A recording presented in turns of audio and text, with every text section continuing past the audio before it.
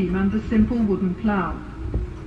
After ploughing, the heavy clods of soil are broken up with a hoe, and then furrows are made with the broad-bladed mattock.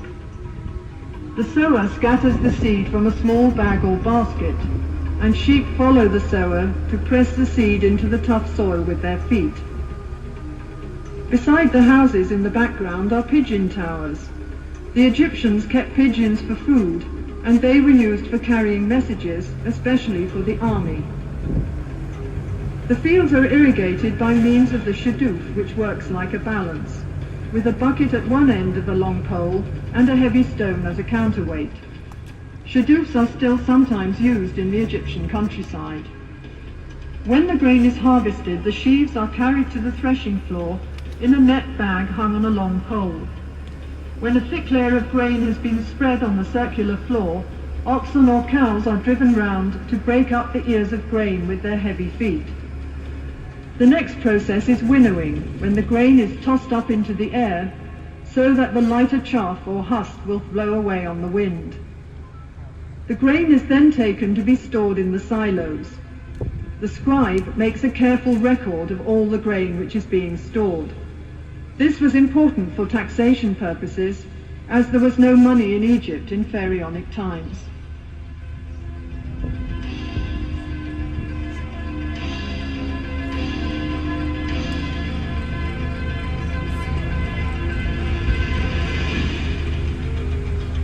Honey was used for sweetening by the ancient Egyptians, as sugarcane was not grown in Egypt in those days.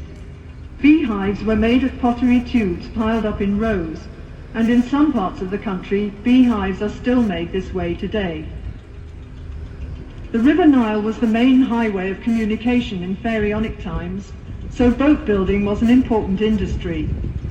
Small boats were made of bundles of papyrus tied together with ropes.